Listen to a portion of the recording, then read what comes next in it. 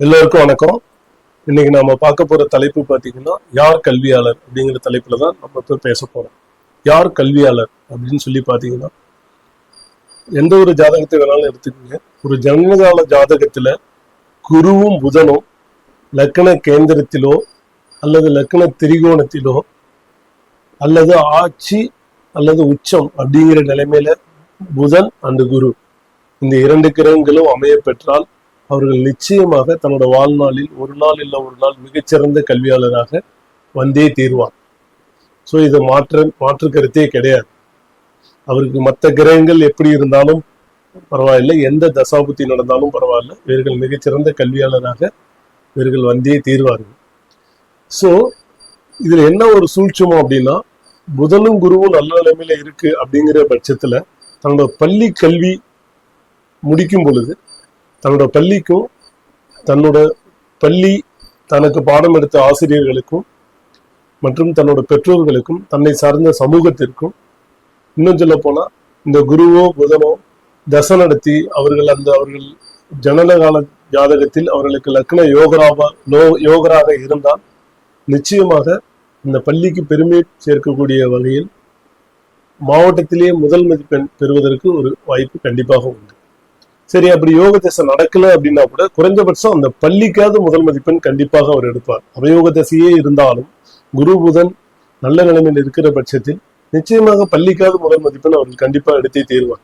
So அதன் மூலியாக தன்னை சார்ந்த அனைத்து மக்களுக்கும் நல்ல பெருமையை சேர்ப்பார். அதில் மாற்று கருத்தே கிடையாது.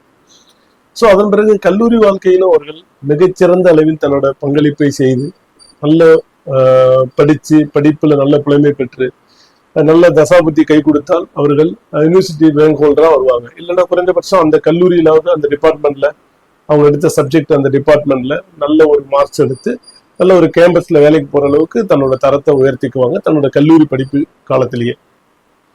ஸோ இது பள்ளி கல்லூரி இரண்டு காலகட்டத்திலும் மிகச்சிறந்த கல்வி பெற்று நல்ல மதிப்பெண்கள் எடுத்து அடுத்து வேலைக்கு சென்று விடுவார்கள். வேலையில என்ன பண்ணுவாங்க அப்படின்னா, வேலைக்குன்னு சில டீப் நாலேஜ் வேணும் இல்லையா, சில சப்ஜெக்ட் நாலேஜ் வேணும்.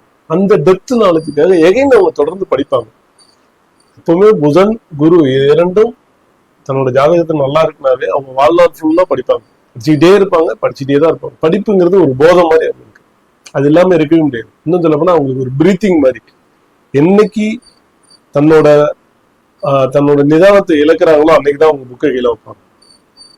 அப்போ அது எந்த காலம், ரொம்ப ஏஜ் ஆனதுக்கு அப்புறம் ஓல்டு ஏஜ்ல தான் அவங்க நிதானத்தை இழப்பாங்க. அது வரைக்கும் அவங்க புக் எடுத்து படிச்சுட்டே தான் இருப்பாங்க.